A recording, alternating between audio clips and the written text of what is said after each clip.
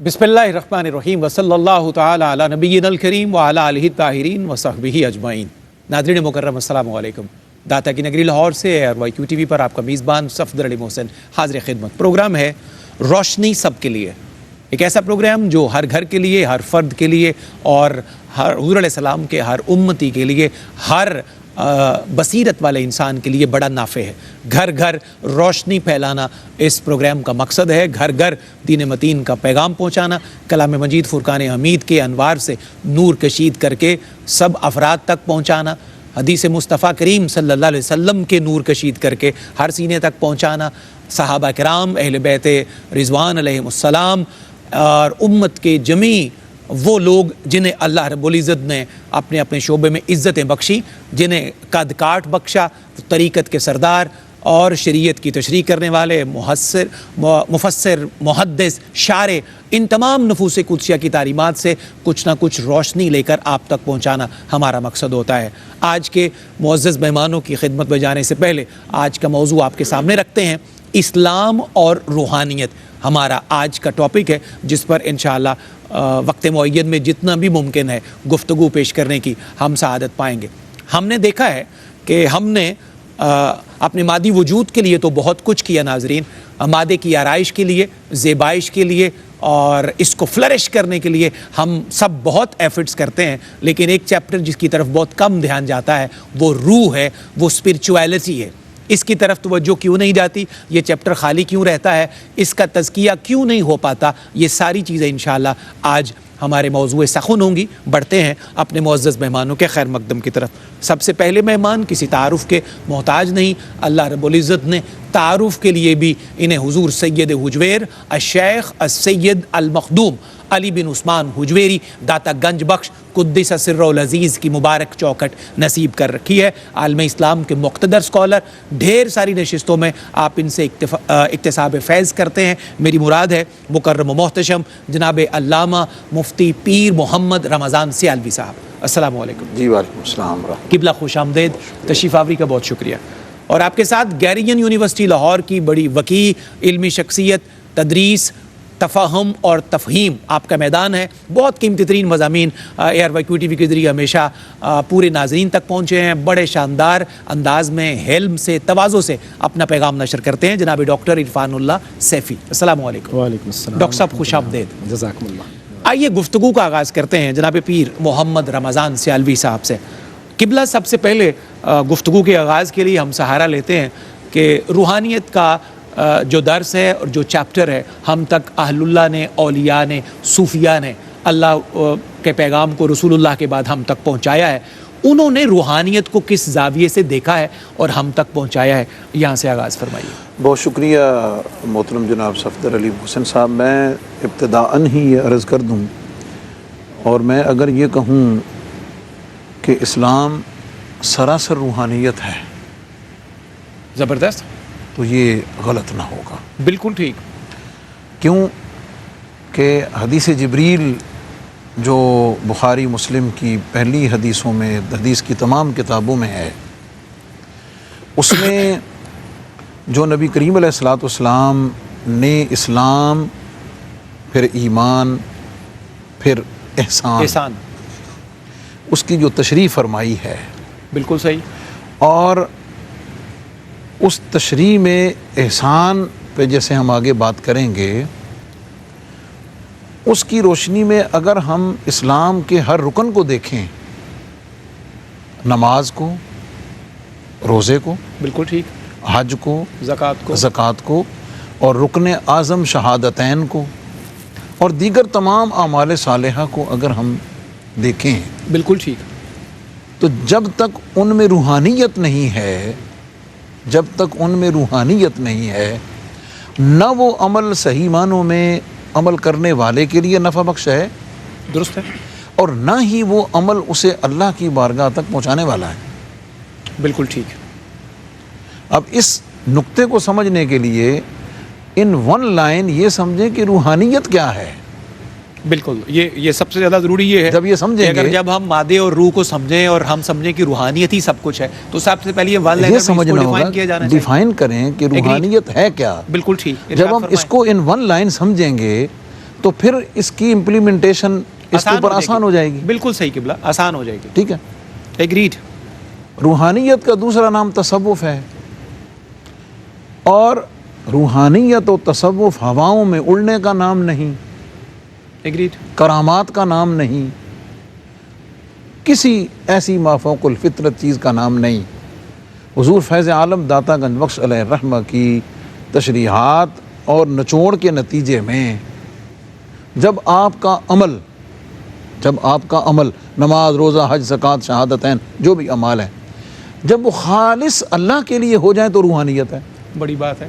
یہ تو بہت سادہ ہو گیا سمجھنا ہمارے لیے, وگرنہ تو تشریحات کے اور تعریفات کے ضمن میں تو بندہ الجھتا جاتا ہے کہ شاید اس لیے میں نے کہا کہ میں اس کو ان ون لائن کرتا ہوں تاکہ ہمارے ناظرین کو سمجھنا آسان ہو جائے. تمام صالح اعمال کو اخلاص کے ساتھ کرنا, اللہ اکبر, سنسیریٹی کے ساتھ انجام دینا, یہ روحانیت ہے.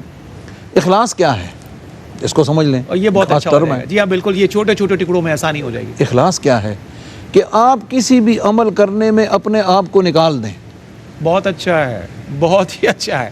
مائنس کر دیں خود کو مائنس نفی کر دیں خود کی, اپنی طلب کی, اپنی خواہش کی, اپنی رضا کی, اپنے کسی بھی مقصد کی, یعنی ان ساری چیزوں سے میں نکال دیں, سب اس کے لیے ہو جائے, سب اس کے لیے جب ہو جائے گا, اللہ اکبر, یہی روحانیت ہے. آسان ہو گیا جی. اور جب یہ روحانیت اور یہی چیز عمل میں موجود ہوگی, اس عمل کا درجہ وہ ہو جائے گا کہ جو اسے اللہ کی بارگاہ تک قبول ہونے کے قابل بھی کرے گا.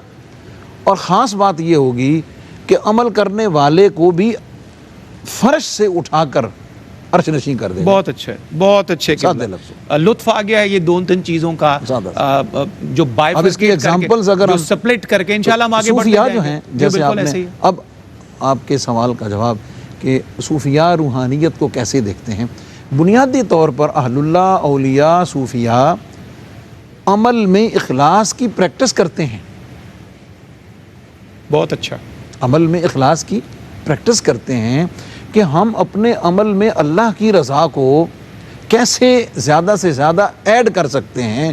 وہ جتنا اخلاص ایڈ ہوتا چلا جاتا ہے وہ روحانیت بڑھتی چلی جاتی ہے. اس عمل میں جتنی روحانیت بڑھتی ہے اس عمل کی برکت اتنی ہی اس کے لیے بھی بڑھتی ہے, اور اللہ رب العزت کی بارگاہ تک اس کو واصل کرتا ہے. بہت شکریہ قبلہ, بڑا اچھا. اور اس کو جس طرح سپلٹ کر کے آپ نے ہمیں بتایا ہے, یقیناً ہمارے ناظرین بھی اس سے ضرور مستفید ہوں گے. ایک میں سوال اسی سلسلے کا ملتا جلتا اگلی ٹرن میں آپ سے ضرور عرض کروں گا, لیکن پیشگی عرض کروں گا کہ کیونکہ عربی کا ایک محاورہ ہے کہ چیزوں کو ضدوں سے پہچانا جاتا ہے. ہم اگر روح کی بات کریں گے تو مادہ ساتھ ہوگا, تو ہمیں اس کے سمجھ لی آسان ہو جائے گی. تو کیا جس طرح آپ نے فرمایا اس میں مادے کی کامل نفی کی بات بھی ہم کریں گے, یعنی کہ مادے کو بالکل ہم الگ کر دیں گے اور روح کو الگ کریں گے, ہمیں یہ بھی سمجھنا ہے. لیکن اگلی ٹرن ان ون سینٹینس میں بتا دیتا ہوں, اس راہ میں مادے کی نفی نہیں ہے.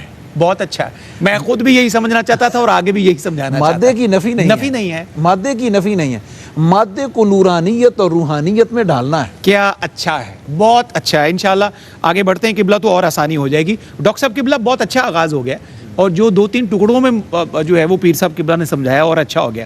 اب سوال میرے ان کی پوری گفتگو کے اندر میرے اگلے سوال کا زادیرہ موجود تھا. کرامات کا ذکر ہوا, مافوق الفطرت چیزوں کا ذکر ہوا, تو کیا کرامات کو ہم ساری روحانیت مان لیں, یا ان لوگوں کو روحانیت کے جو ہے وہ اسپرچول ٹیچرز کا درجہ دے دیں جن سے ان چیزوں کا صدور ہوتا ہے یا جن سے یہ چیزیں ظاہر ہوتی ہیں؟ ہمیں اس کو کیسے سمجھنا ہے؟ بسم اللہ الرحمن الرحیم. بہت شکریہ, جزاکم اللہ خیرہ. دیکھیے, جو کرامات ہیں کسی بھی اہل اللہ کے ہاں اس کو ولایت کا لازمہ قرار نہیں دیا گیا. بالکل ٹھیک. نہ قرآن, نہ حدیث, نہ کسی اللہ کے ولی نے یہ کہا ہو کہ کرامت ہوگی تو ولایت ہوگی. بالکل ٹھیک. بلکہ کرامت کو استقامت کے ساتھ جوڑا ہے, کرامت کے ساتھ نہیں جوڑا. بہت اچھا, خوبصورت. بلکہ ہمارے فقہا, اپنا صوفیاء کرام کے ہاں ایک قول بہت معروف ہے, الاستقامت فوق الکرامت, کہ استقامت جو ہے یہ کرامت سے اوپر درجہ رکھتی ہے. کیا کہنے ہیں, سبحان اللہ. اور استقامت ہی اصل میں مطلوب و مقصود ہے. حضرت امام غزالی رحمۃ اللہ علیہ آپ نقل فرماتے ہیں احیاء العلوم میں کہ نفس انسان کا کرامت سے خوش ہوتا ہے, لیکن اللہ کی ذات استقامت کا مطالبہ کرتی ہے. اللہ اکبر. ہاں, لیکن اس کا یہ مطلب نہیں ہے کہ کرامت کا انکار کر دیا جائے، یہ مطلب بھی نہیں ہے۔ کرامت لازمہ اگرچہ نہیں ہے، اور حضرت بایزید بستامی رحمۃ اللہ علیہ کا بہت معروف قول حضور فیض عالم نے ذکر کیا ہے کشف المعجوب میں، کہ اگر کوئی شخص ہوا میں اڑ رہا ہو، پانی پہ چل رہا ہو، آگ میں بیٹھا ہوا ہو، تو اس وقت اس کی ولایت کا ہم اقرار نہیں کریں گے جب تک اس کو شریعت کے بارے میں نہیں دیکھیں گے۔ کیا کہنا ہے؟ شریعت کے اوپر اس کا عمل کیا ہے، بہت اچھا، اور استقامت کے حوالے سے وہ کیسا ہے۔ ہماری جو کسوٹی ہے وہ شریعت ہے، ہماری جو ہے وہ کرامت نہیں ہے، لیکن یہ بھی نہیں ہے کہ ہم اس کا سہارا لے کر کرامت کا انکار کر دیں۔ یعنی جو چیز ایگزسٹ کرتی ہے اس کو ہم بالکل ایلیمنیٹ نہیں کر سکتے۔ کرامت جو ہے وہ بالکل اللہ تبارک و تعالیٰ کا فضل بھی ہے، اور حدیث مبارکہ میں جو انسان کی اپنی ایک کوشش ہے اللہ کی رضا پانے کے لیے، اطاعت و فرما برداری، اس کا اثر بھی ہوتا ہے، اللہ تعالیٰ کی طرف سے کرم نوازی بھی ہوتی ہے۔ نبی کریم صلی اللہ علیہ وسلم کا جو ارشاد پاک ہے، حدیث قدسی ہے، حضور فرماتے ہیں کہ ارشاد پاک ہے، اللہ تعالیٰ فرماتا ہے ما یزال عبدی یتقرب الی بالنوافل حتی احبہ۔ سبحان اللہ۔ آدمی نوافل کے ذریعے میرا تقرب حاصل کرتا ہے حتیٰ کہ میں اس سے محبت کرتا ہوں، حتیٰ محبت کرنے لگ جاتا ہوں، اور جب میں اس سے محبت کرتا ہوں پھر میں اس کی ایک کان بن جاتا ہوں جس سے وہ سنتا ہے، پھر اس کی آنکھیں بن جاتا ہوں جس سے وہ دیکھتا ہے، پھر اس کے ہاتھ بن جاتا ہوں جس سے وہ پکڑتا ہے، پاؤں بن جاتا ہوں جس سے وہ چلتا ہے۔ یعنی اللہ تبارک و تعالیٰ اس میں اپنی مرضی کے مطابق صلاحیتیں پیدا فرما دیتا ہے، لیکن وہ جو اہل اللہ ہیں وہ اس کو اپنی ذات کی طرف منسوب نہیں کرتے۔ مفتی صاحب نے اشارہ فرمایا اخلاص، مکمل یہاں پر اخلاص ہے، وہ اپنی ذات کی طرف منسوب نہیں کرتے۔ آپ حضرت آصف بن برخیہ کا ذکر دیکھیے، حضرت سلیمان علیہ السلام جب وہ سارا معاملہ ہوتا ہے اور وہ ملکہ بلقیس کا تخت آتا ہے تو آخر میں کیا فرماتے ہیں؟ ھذا من فضل ربی، کیا کہنے ہیں، یہ میرے رب کا فضل ہے۔ یعنی انہوں نے یہ نہیں کہا کہ مجھے میں یہ طاقت تھی، یا میرے ایک ہم نشین کے اندر اور میری مجلس میں بیٹھنے والے صحابی کو اللہ نے یہ طاقت دی اللہ نے، لیکن رزلٹ کیا تھا؟ آخر تھا ھذا من فضل ربی، بہت شکریہ ڈاکٹر، یہ اللہ تعالیٰ کا فضل اور کرم ہے۔ تو اس کا مطلب یہ ہوا کہ اصل میں کیا ہے؟ عمل ہے، عمل بالشریعت ہے، استقامت ہے۔ کرامت جو ہے وہ اس کے اثرات ہو سکتے ہیں، اللہ کے فضل سے کسی کو عطا ہو سکتی ہے، ورنہ اہل اللہ نے کرامت کو کبھی بھی اپنی ولایت کا خاصہ بھی قرار نہیں دیا، بلکہ کئی اہل اللہ نے تو اس کو پسند بھی نہیں کیا کہ کرامت کا اظہار کیا ہے۔ بہت خوبصورت۔ ناظرین مکرم، پروگرام کے پہلے حصے میں بہت شاندار آغاز فرمایا ہے سیالوی صاحب قبلہ نے، اور اس کو بہت اچھا آگے بڑھایا ڈاکٹر صاحب نے۔ دونوں کے شکریہ کے ساتھ پہلے وقفے کی طرف بڑھتے ہیں۔ پہلے وقفے سے ہمیں یہی سمجھ آئی ہے کہ اپنے مادی چیزوں کو ہم نے نورانیت میں کیسے ڈھالنا ہے، اور استقامت جو ہے وہ دین کا جزو ہے، یہ ہمیں صحیح طریقے سے سنت کا تابع بنانے والا عمل ہے۔ کرامات سے ہٹ کر ہمیں استقامت کے رستے پر چلنا ہے اور ان نقوش پاک کو تلاش کرنا ہے۔ ایک مختصر وقفہ۔ خوش آمدید ناظرین، آپ کا خیر مقدم داتا کی نگری لاہور سے، پروگرام روشنی سب کے لیے، اور کیا ہی نفع بخش عنوان ہے، بہت اچھا سمجھنے والا عنوان، اسلام اور روحانیت، اور گفتگو کا پہلا حصہ بہت شاندار۔ آئیے پھر سے اسے آگے بڑھاتے ہیں۔ پیر صاحب قبلہ، ہم جن سے روحانیت سمجھتے ہیں ہم انہیں اپنے روحانی استاد مانتے ہیں، اسپرچل ٹیچرز مانتے ہیں، تو کیا کہنا ایسا درست بھی ہے اور ایسا ہی ہوتا ہے، یا ان کو کسی اور ٹائٹل سے پکارا جائے؟ دیکھیں، جو ایک خاص ٹرم ہے نا، مرشد، اس میں فاعل ہے، درست ہے، ارشد یرشد ارشادن سے سبجیکٹ، اس کا سادہ سا مطلب ہے راہ دکھانے والا، راستہ بتانے والا۔ کیا بات ہے؟ کس چیز کا راستہ؟ وہ پہلے خود عمل بالاخلاص، میں اس کو لنک کروں گا، عمل بالاخلاص، اس کے پورے پروسیس اور پروسیجر سے وہ خود گزرا ہوا ہوتا ہے۔ بہت اچھا ہے۔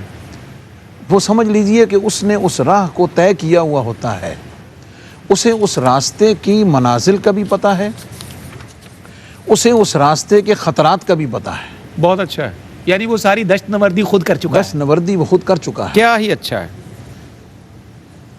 ایک وقت آتا ہے جب تک وہ طالب ہوتا ہے، وہ خود طالب ہوتا ہے، بالکل ٹھیک۔ پھر جب وہ منزل مقصود تک پہنچ جاتا ہے پھر وہ مطلوب بنتا ہے۔ ٹھیک۔ ایک وقت تک خادم ہوتا ہے، پھر مخدوم بنتا ہے۔ ایک وقت تک خود راستے پہ چلنے والا ہوتا ہے، پھر وہ مرشد بنتا ہے۔ درست۔ تو چونکہ وہ اس راہ کا راہی ہے، اس لیے وہ اپنے پاس آنے والوں کو اس طریقت اور اللہ رب العزت کی معرفت کے راستے پر انہیں گامزن کرتا ہے، اور انہیں ان منازل سلوک کی جو منازل ہم کہتے ہیں، سلوک کی منازل کا مطلب یہی ہے کہ عمل بالاخلاص کے ذریعے جو روحانیت کے درجات کو طے کرنا ہے، وہ طریقہ کہ جس سے روح لطیف ہے، بالکل ٹھیک، روح لطیف ہے، اس کی لطافت کو مزید بڑھانا ہے، اور وہ پورے جسم جو کثیف ہے، جس کے اندر وہ پینیٹریٹ کیا ہوا ہے پوری روح، اس کے اثرات کو اس مادے کے اندر پھر مؤثر کرنا ہے، ٹھیک، کہ اس روح کے انوار و تجلیات اور اس کی برکات اور اس کی لطافت وہ آگے بڑھیں اور اس حامل روح کے جسم کے اندر اپنے اثرات کو دکھائیں، یعنی مفتی صاحب کثافت جو ہے وہ لطافت پہ غالب نہ آ پائے، نہ آ پائے۔ کیا کہنا ہے؟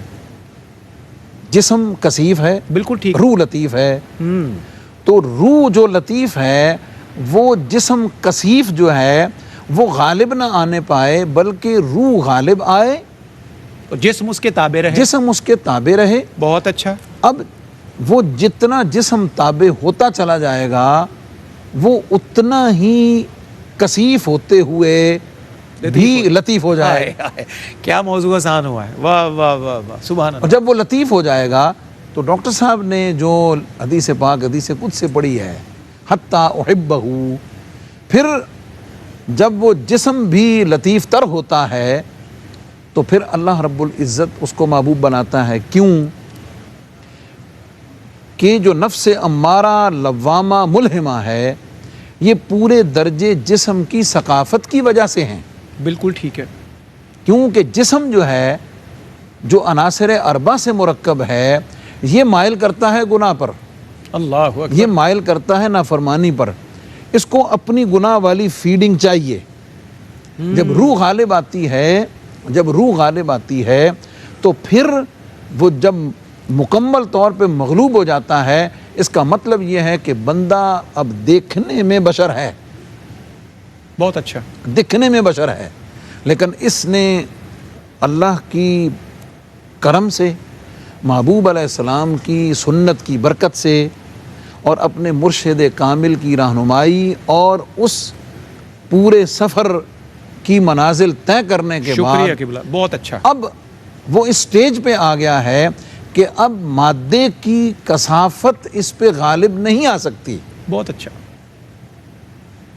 جب کثافت غالب نہیں آ سکتی تو شیطان اثر نہیں کر سکتا، اب وہ گناہ نہیں کر سکتا، اللہ اکبر، اب وہ اس کی گناہ کی طرف رغبت نہیں ہے، اب وہ نیکی، عبادت، اخلاص اس کی عادت ہے، بہت اب اس اچھا، کی فطرت بن گئی ہے۔ حتیٰ احبہ، بہت اللہ فرماتا پھر میں محبوب بناتا ہوں۔ اور ڈاکٹر صاحب نے جو فرمایا کنت سمعہ الذی یسمع بہ، اللہ فرماتا پھر میں اس کے کان بنتا ہوں۔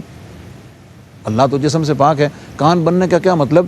کہ اب میری خاص قوت اس کے سننے میں، اس کے دیکھنے میں، اس کے بولنے میں، اس کے پکڑنے میں، اس کے جلنے میں کار فرما ہوتی ہے۔ بہت اچھا ہے، بہت اچھا، اب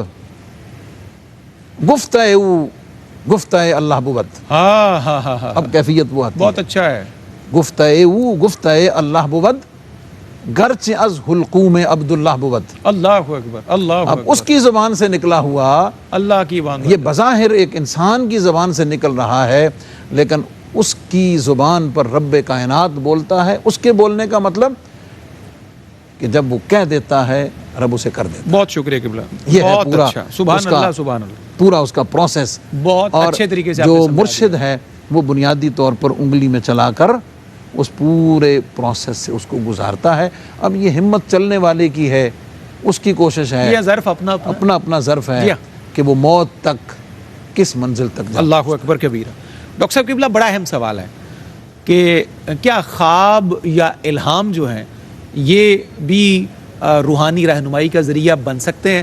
کیونکہ ان چیزوں کو ویریفائی کرنے کی کوئی کسوٹی جو ہے وہ ایسی چیزیں اویلیبل نہیں ہوتی، ظاہر ہے یہ نازل شدہ چیزیں ہیں تو ان کو ویریفیکیشن والا دنیا کا کوئی پروسیس بھی نہیں ہوتا، تو ہم اس کو کیسے سمجھیں؟ پہلے تو ایک بنیادی چیز کلیئرٹی کے ساتھ سمجھ لینی چاہیے ارشاد فرمائیں۔ کہ جو اللہ کا نبی ہوتا ہے اس کو اللہ کی طرف سے جو وحی نازل ہوتی ہے وہ حجت ہوتی ہے، درست ہے، اور اس کو دلیل شرعی کی حیثیت حاصل ہوتی ہے. بالکل ٹھیک.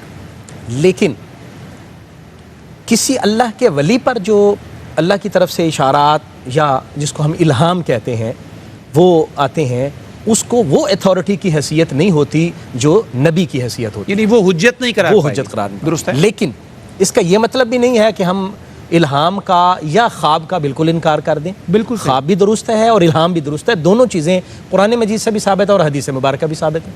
اب دیکھیے حضرت ابراہیم علیہ السلام نے جو خواب دیکھا تھا کہ میں خواب دیکھ رہا ہوں، حضرت اسماعیل علیہ السلام کو فرمایا قربانی کا کہ میں آپ کو ذبح ہوتے ہوئے ان رأیت فی المنام انی ارا فی المنام انی اذبحو کا، میں دیکھ رہا ہوں خواب میں کہ میں آپ کو ذبح کر رہا ہوں. تو خواب میں حضرت اسماعیل علیہ السلام کو ذبح کرتے ہوئے دیکھا اور اس کو، یعنی یہ سورہ صافات کی آیت ہے، انی اذبحو کا، میں آپ کو ذبح کر رہا ہوں، دیکھا خواب میں. حقیقتاً اللہ کی طرف سے حکم نہیں آیا تھا کہ اسماعیل علیہ السلام کو ذبح کریں. بالکل ٹھیک. تو وہ نبی کا خواب تھا، حجت تھی، اس لیے اسماعیل علیہ السلام کو بتایا. اور آگے سے بھی اسماعیل علیہ السلام تھے، انہوں نے عرض کی حضور آپ کو اللہ کا حکم ہے، آپ جیسے فرماتے ہیں میں حاضر ہوں. تو اسی طرح حضرت یوسف علیہ السلام کے خواب کا قرآن نے ذکر کیا ہے کہ وہ حضرت یعقوب علیہ السلام سے عرض کرتے ہیں کہ والد محترم میں خواب میں دیکھ رہا ہوں کہ میں 11 ستاروں کو اور سورج اور چاند کو سجدہ کرتے دیکھتا ہوں اور یہ خواب ہے. اور وہ سمجھ لیتے ہیں کہ اللہ تبارک و تعالیٰ نے ان کو نبوت عطا فرمانی ہے اور بھائی اور آگے ہم یعنی والد اور والدہ وہ ان کو سجدہ کریں گے. اسی طرح حضرت یوسف علیہ السلام کے واقعہ میں ہی سورہ یوسف کے اندر ہی عزیز مصر کے خواب کا بھی ذکر ہے. بالکل صحیح فرمایا. اچھا اب خواب کا تو ہو گیا، ہم آگے الہام کی بات کر لیں. الہام کا ذکر بھی قرآن مجید میں موجود ہے کہ جب حضرت موسیٰ علیہ السلام کی والدہ کو اللہ تبارک و تعالیٰ کی طرف سے الہام ہوا تھا کہ آپ ان کو پانی میں ڈال دیجئے، اور پھر یہ الہام ہوا کہ آپ ہی ان کو دودھ پلائیں گی اور کوئی مسئلہ نہیں ہوگا. حضرت موسیٰ علیہ السلام نے بھی اپنی والدہ کا ہی دودھ پیا. تو یہ حضرت موسیٰ علیہ السلام کی والدہ کو الہام ہوا تھا. تو الہام اور خواب دونوں اپنی جگہ پر حیثیت رکھتے ہیں، بلکہ نبی کریم صلی اللہ علیہ وآلہ وسلم نے تو ارشاد فرمایا ہے کہ الرؤیا الصالحہ جزء من 46 جزء من النبوہ. اللہ. آپ نے فرمایا کہ جو نیک صالح خواب ہیں وہ نبوت کا 46واں حصہ ہے. یعنی ویسے تو نبوت ختم ہو چکی اور نبی کریم صلی اللہ علیہ وسلم پر نبوت کا اختتام ہو گیا، لیکن اس کے فیوزات اور اس کے اثرات میں سے خواب جو ہے اس کے 46ویں حصے کے طور پر، اور اس کے اپنے جو ہے وہ اس کی اپنی حیثیت ہے. حضرت عمر رضی اللہ تعالی عنہ کو ملہم من اللہ کہا جاتا اور محدث کہا جاتا تھا. حضور علیہ السلام نے ان کو مطلب یہ القاب ارشاد فرمایا کہ پہلی امت میں محدث ہوتے تھے، میری امت میں اگر کوئی ہے تو عمر فاروق ہے. اور حضرت عمر فاروق رضی اللہ تعالیٰ عنہ کی یہ کیفیت تھی کہ اللہ تبارک و تعالیٰ کی طرف سے پہلے ہی ان کو القاء اور الہام ہو جاتا تھا اور وہ ذکر کر دیتے تھے، بعد میں قرآن مجید کی آیت مبارکہ نازل ہو جاتی جن کو موافقات عمر کہتے ہیں. تو اس کا مطلب یہ ہوا کہ خواب اور الہام یہ دونوں چیزیں حق ہیں، لیکن جو اصل میں جس کو اتھارٹی کی حیثیت حاصل ہے وہ شریعت ہے اور دلائل شریعہ ہے ظاہری طور پر. درست ہے. اس وجہ سے ہم دیکھیں گے کسی بھی بزرگ کسی بھی ولی کا شریعت پر کاربند ہونا.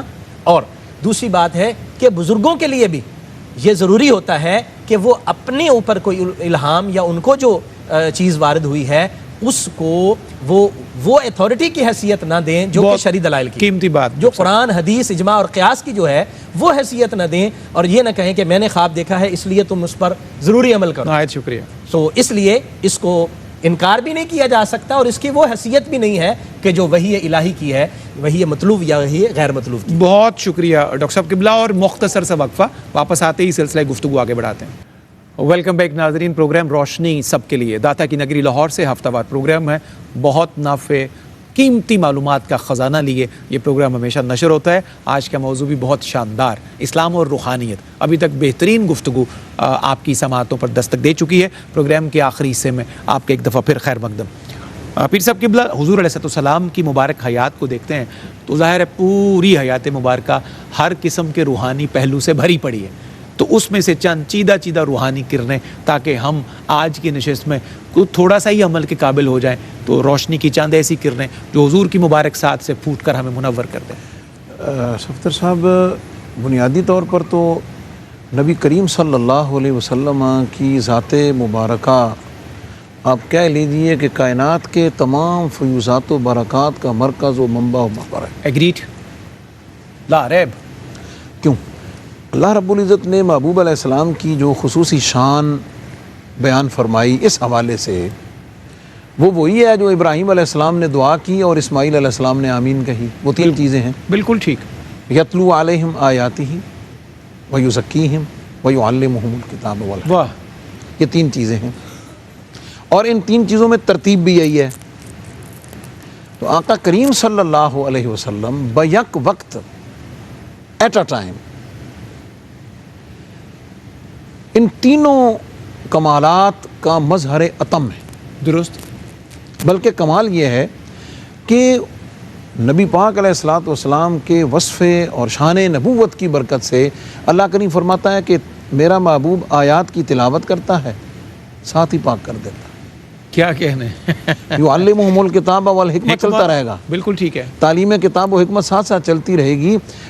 تمہارے گناہوں سے تمہیں پاک کرنے کے لیے، تمہاری روحوں کو مجلہ مصفہ مزکا کرنے کے لیے، تمہیں واصل اللہ کرنے کے لیے میرے محبوب کا چہرہ والضحیٰ ہی کافی ہے۔ اللہ اکبر، صحابیت کیا ہے؟ اللہ اکبر۔ محبوب کائنات صلی اللہ علیہ وسلم کا صحبت اور مجلس و زیارت کو ایمان کی حالت میں ایک لمحے کے لیے پا لینا، تو نبی پاک صلی اللہ علیہ وسلم آپ کی ذات بابرکات تو اس اعلیٰ ترین درجے پر ہے کہ جس کے فیوزات سے انبیاء اور رسل نے برکت پائی ہے۔ اللہ اکبر، اللہ اکبر۔ لیکن اسپیسیفکلی جو آپ نے فرمایا ہے، نبی پاک علیہ الصلوۃ والسلام نے جب آپ کی شان یزکیہم کہ آپ پاک کرتے ہیں، آپ تزکیہ فرماتے ہیں، تو حضور علیہ الصلوۃ والسلام کی ذات بابرکات میں یعنی وہ نماز کیا نماز ہوگی، وہ نماز کیسی نماز ہوگی جو آقا کریم علیہ السلام نے پڑھائی ہے اور حضور کے صحابہ نے پیچھے پڑھی ہے۔ اللہ اکبر۔ اس سے بہتر نماز مومن کی معراج کے لیے کائنات کون سی ہو سکتی ہے؟ بعد میں آنے والوں کو ہمارے عہد میں یا بعد میں آنے والوں کو اپنی نماز کو اس لیول تک لے جانے کے لیے بھی بڑے مجاہدے کی ضرورت ہے۔ اللہ اکبر، بڑی قیمتی بات، اہم بات، بڑے مجاہدے کی ضرورت ہے۔ ہو۔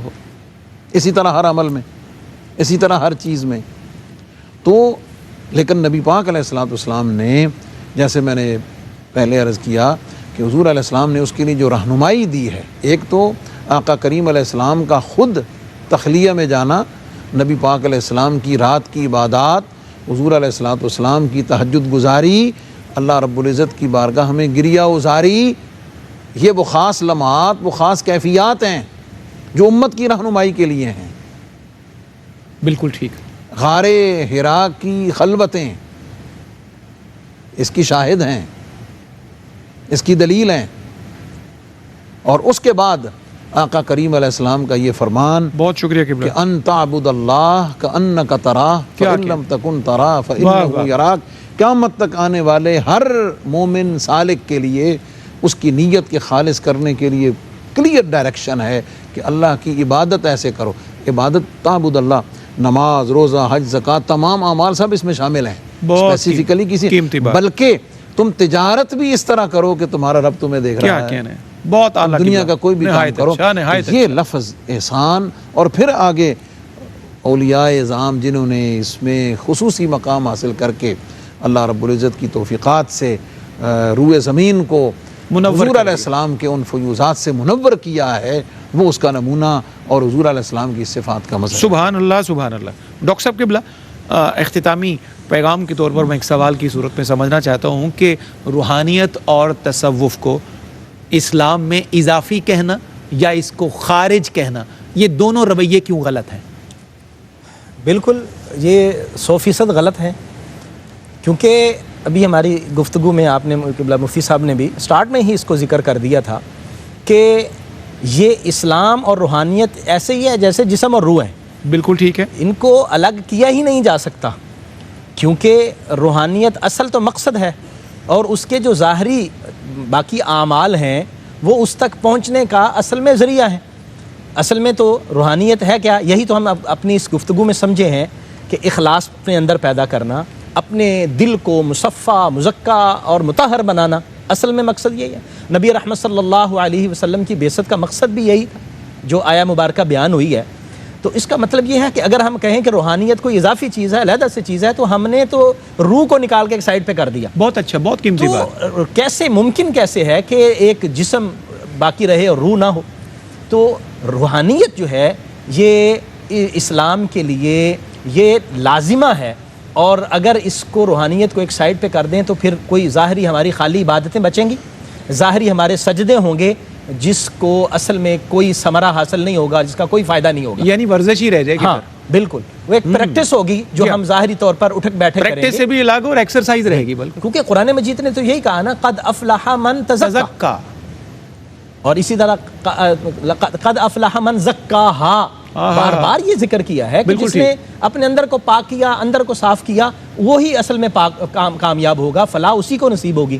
تو فلاح کو پانے کے لیے ایک شخص اپنی روحانیت کو بیدار کر رہا ہے تو وہ بعینی ہی اسلام پر عمل کر رہا ہے۔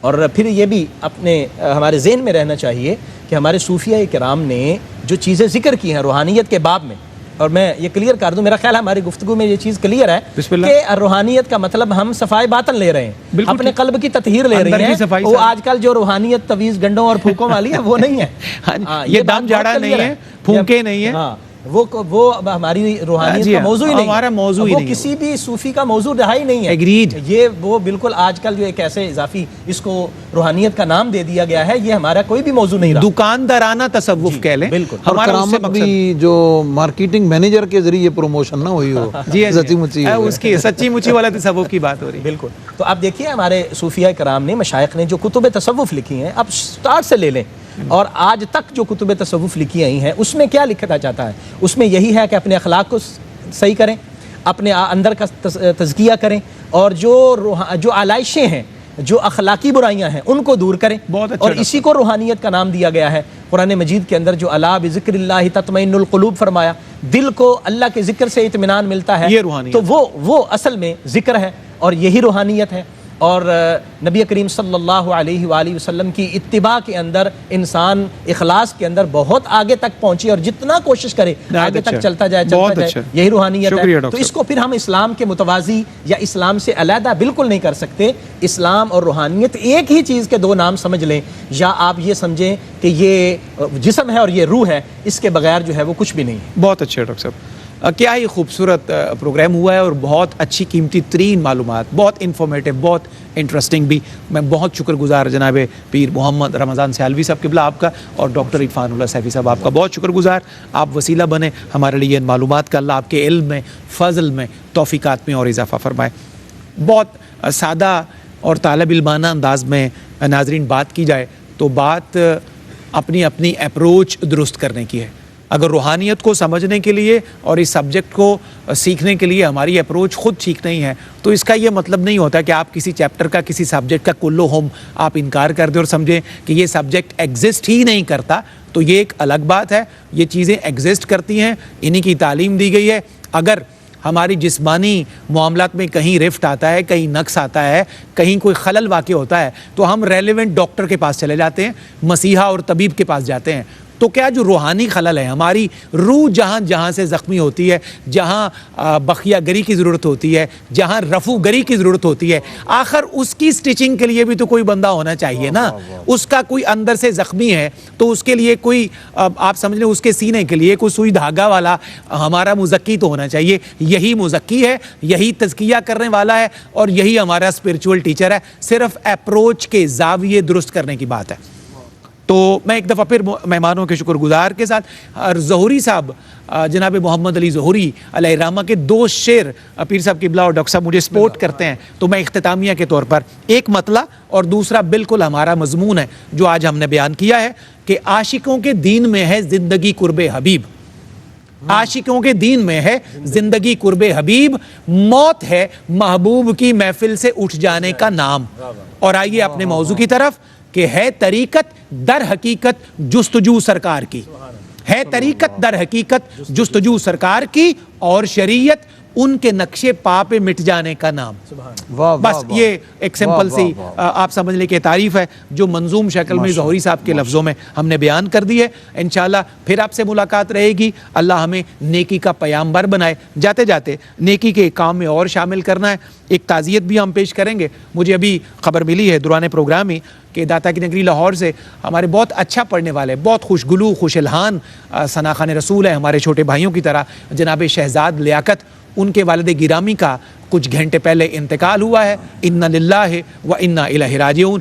ہم ان کے غم میں تعزیت کرتے ہیں اور ان کے لیے صبر کی اور صبر پر اجر کی دعا کرتے ہیں. ان کا جنازہ ابھی کچھ دیر بعد ہے, تو آپ سے میں گزارش کروں گا دنیا بھر کے ناظرین سے جو سماعت کر رہے ہو میرا پیغام, کہ آپ ایک دفعہ سورہ فاتحہ اور 3 دفعہ سورہ اخلاص اول آخر درود شریف پڑھ کر ان کے ایصال ثواب کے لیے ضرور پیش کر دیے گا.